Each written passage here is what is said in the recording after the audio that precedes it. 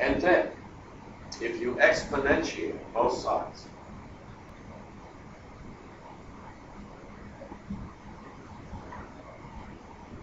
what do you get? Well, here you would get n to the n plus 1/2 minus,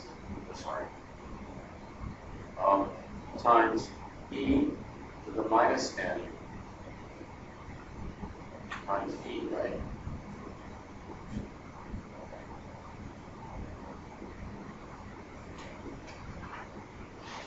Divided by n factorial is, let's call that thing s sub n. E to the error term after the nth approximation, I'm calling s sub n. That seems to be what he's saying. This is upside down, what he has. Let's do that. All right, there's the n factorial. Here's the square root of n to the nth, e to the minus n. That damn e is going up. How do we get rid of that?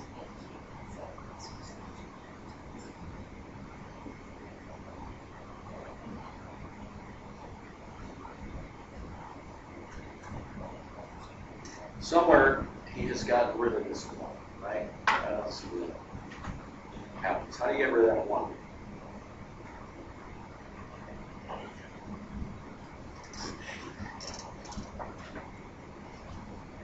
You see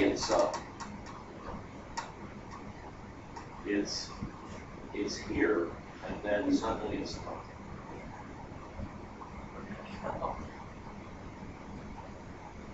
Well, you did make such limits so we can set it here.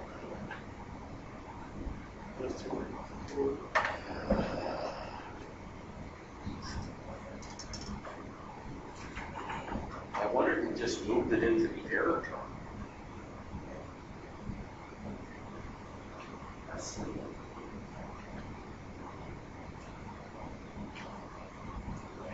Maybe that's what he did. All right. Put this guy over here.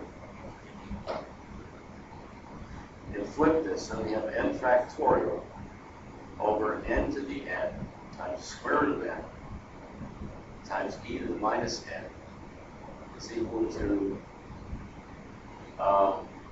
Sn, this S prime. Bundled together, that's Sn.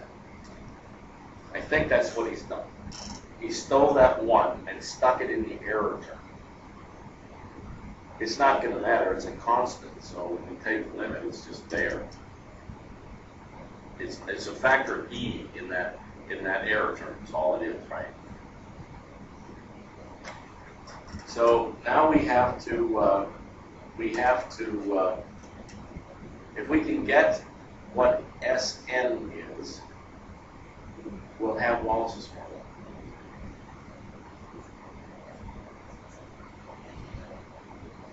Do we have the math seal of approval so far? Does this look reasonable? Oh, yeah. You know what he did is he stuck the 1 in the en. And then when you exponentiate, it's just like a factor of e. Will be, sequestered in the Sn. And it's constant throughout. It's the same factor that's in every one. So that justifies getting to this step. Now, here's the really, really tricky. This is where I got lost. This is really clever. That's probably why I got lost. You see, and we use Wallace's formula, by the way, that the limit as n goes to infinity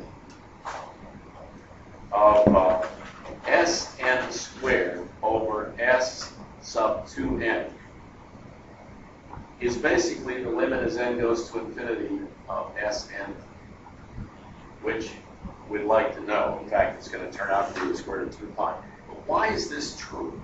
Why is this true? This is very clever. As n goes to infinity, both of these things start looking like S infinity. The top one's squared, the bottom one not squared, so you divide them out, and you just get one of them, right? It's very clever.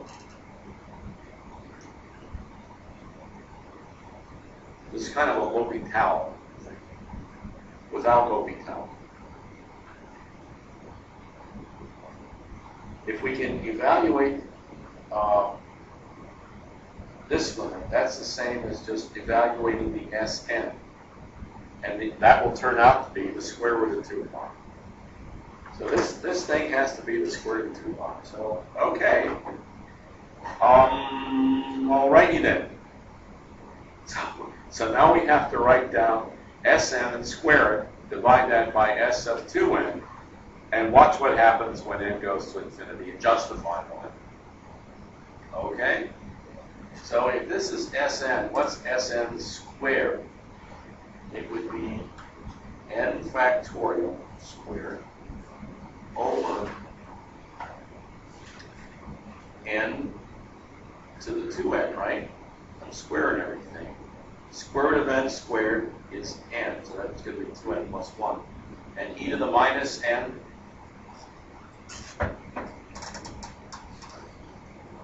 e to the minus n squared would be e to the minus 2n, right? So that's this thing squared. Now we want to write s of 2n downstairs, so we'll write the flip. So downstairs, that would be 2n factorial, right? And we put our Sn formula in using 2n upside down. So that would be 2n to the 2n square root of 2n. That's where that square root of 2 is. E to the minus 2n. So that is that upside down, of course, because we're dividing. Now there's a grand simplification. This cancels this.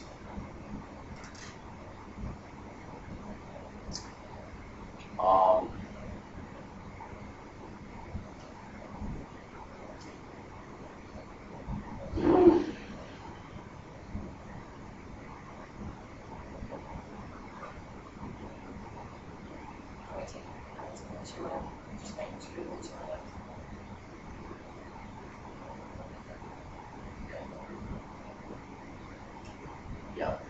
So these go together and cancel. And your argument is there's a 2n to the 2n. That's 2 to the 2n times n to the 2n. So I'm being careful, so if we screw up, we're going to get back and reconstruct this. And after I harvest this simplification, this is what I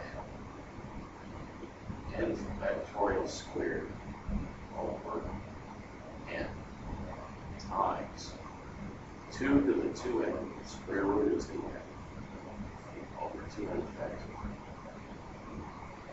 By doing the cancellations here, and as Cindy suggested, taking the n to the 2n and cutting it out of that one, leaving 2 to the 2. We're getting closer to what he has. Yeah, I think we are. In fact, that's about where he fell. He took the square root of that. Or okay. What he did was take this square root of n and stick it down here. Dividing by n, so the net result will be a square root of n downstairs. So this and this are being massaged. And I'm going to take the square root of 2 that survives, 2 to the 2 to the n factorial squared over, now the square root of n upstairs divided into this gives me the square root of n downstairs, and then I still have a 2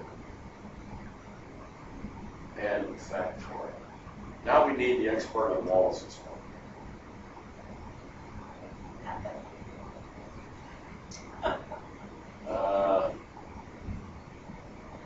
Okay. If this is the square root of 2 pi, Wallace's formula,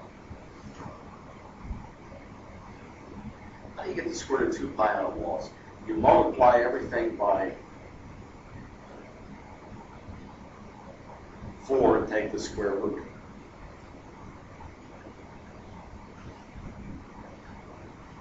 What do you say? Wallace says pi over 2. So let's just, okay,